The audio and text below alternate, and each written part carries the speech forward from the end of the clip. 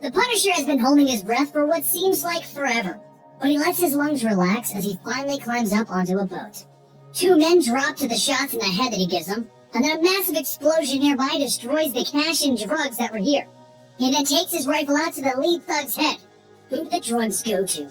And the thug stammers, I don't know. I don't know where they go. We just dropped them here.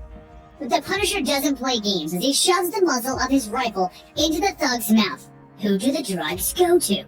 The thug takes the tip of the rifle and tries to steer it away. Please, I can't.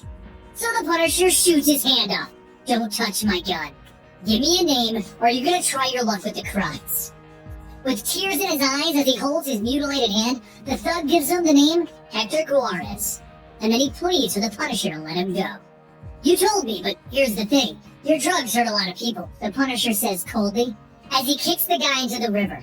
And I swam way too far to just wound you. The next morning, Frank Castle finds himself at a diner in downtown Los Angeles. After breakfast at a diner that just doesn't know that he's the Punisher, he leaves and he meets up with his contact. He gets a lot of guns. He goes after Hector. He's a well-known member of the cartel, so it doesn't take very long to find him. Frank follows behind him in a truck, trying to gather intel and figure out this guy's moves. But then he gets bored. So he steps out of his truck in the middle of LA traffic and launches a canister of tear gas through Hector's back window. As his bodyguards get out of the car golfing, Frank shoots them both and then grabs Hector, dragging him into his own truck. He then handcuffs him to the passenger side and heats up the cigarette lighter as they drive off. Hector, where are they packing the drugs? Even if I knew, I wouldn't tell you. But Frank's heard enough, so without even taking his eyes off the road, he pulls out the cigarette lighter and shoves it into Hector's face. Due to this, Hector rather quickly complies, and they travel to where the drugs are being packaged. Hector explains that this whole building is owned by the Dull Souls cartel, and there are guards all the way up to the top, along with cameras. Even if he gets up to the top, the guys who are packing the drugs have their own guns, and they've been ordered to shoot intruders. The Dull Souls own this town, and you can't do anything about that, Frank. So Frank gets out of his car, with Hector screaming, "At least lose these cuffs so I'm not stuck here when they kill you." But Frank just continues to go to his trunk, and he pulls out a javelin, and never planned on going in. He then fires the rocket straight at the building, destroying the entire top floor in one explosion. He then just coldly walks away, while blowing up his own car with Hector inside. The next morning, Frank goes to the diner as per usual, and he gets his cup of coffee. Lou, the diner owner, goes on about how the police officer Sam couldn't make it this morning. But she was asking about Frank.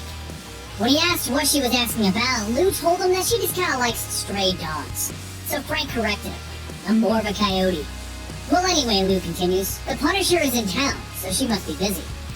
But we need the Punisher in these parts, more than we need the Adventures.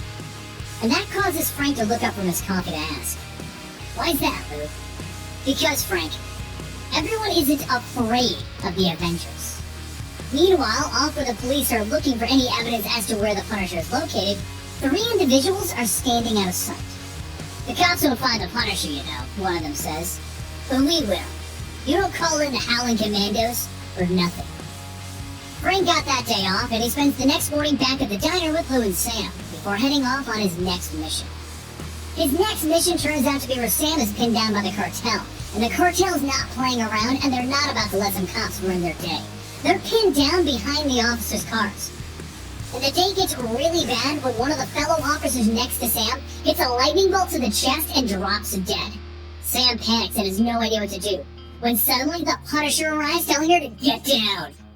Wearing a mask so that nobody knows that Frank and the Punisher are one and the same, he drops everyone out in the open without much hassle, except for the few of them that get away in a truck filled with drugs and a pickup truck that's following them, providing support. He hops on his motorcycle and he chases after them, yelling for Sam to secure the area as he leaves. He begins by cutting across a movie set, jumping over the pickup truck, and lobbing a grenade into the bed of the truck. Then he gets in front of them, hopping a wheelie as an explosion goes off behind him. He begins to gain on the large truck and he gets ready to blow out his tires, but he suddenly finds himself on the ground from a shock of what looks like a lightning bolt. He looks up to see the truck speeding away, wondering what the heck just hit him. The next day, while he's driving his RV along the Pacific Coast Highway and wondering what kind of a weapon could have done that to him yesterday, he finds himself being hit by it again out of the blue with no warning, and it flips his RV over. He quickly grabs a rifle and crawls out all bloody and battered, and he looks up to see exactly what weapon the Dull Souls are using. Electro, the electricity-based supervillain. Frank goes into automatic mode by opening fire, but Electro just bounces the bullets away from him. "Ain't you village, Frank? The city is full of power, and I need to tend to all of it." Frank finds himself thrown against the hood of a car, and he tells the people inside, "Get out of here, now, just go!" Just as the Electro zaps the windshield of that car, Frank then crawls underneath a nearby car and blows it up, providing the distraction that he needs to get out of there and regroup. But as he's leaving, Electro shouts, "The city's gonna burn, Castle, and you're gonna burn with it." Electro then goes back to the leader of the Dull Souls because they asked him to show up because he was kind of throwing cars across the highway, bringing a lot of attention to himself. But he informs them, "I'm not your lackey. I'm only here because AIM asked me to be." Meanwhile, Frank is torturing members of the cartel to get the next drug location. And he's going to keep fighting this, but a little more prepared, because now he knows Electro's here. He skips breakfast the next morning, leaving Lou and Sam wondering where that guy Frank is at. And he prepares to break into the next facility by killing everyone in his path. This isn't justice anymore, he thinks to himself. It's extermination. He makes short work of the entire cartel, and there's nothing there that can stop him. That is until Electro gives him a shock, throwing him to the ground. Guess he wasn't as prepared for Electro as he thought he was. He's dragged upstairs and tied up so that Electro can torture him for fun. But Frank waits for the perfect moment to kick off Electro's chest and push his chair out of the window. He lands on the ground in front of a bunch of thugs and Dull Soul's master weapon sitting next to him. This isn't about drugs. It's about a weapon? That's why Electro's involved, he thinks to himself. He grabs the canister and he throws it at the thugs. And while they fumble to catch it, Frank makes short work of the group by taking their guns from them. More and more men run into the room with Frank shooting them dead, but the leader of the Dull Souls has already left with Electro. Above him, he sees a bunch of light bulbs break and realizes this isn't good. And the whole building blows up around him. Frank easily survives this explosion, and he begins to prepare for his next little, meeting with the cartel. He spends a little time preparing, but something interesting happens. His contact, Tugs, gets tied up and left in his own house. Nothing stolen, no one injured. It's a message to Frank thinks. And as he's trying to figure out who would send him that message, all of the lights in the city go out. Electro has set off a massive blackout. On patrol, Officer Sam sees two thugs trying to loot a house in the blackout. So she steps up and tells them to put their hands in the air.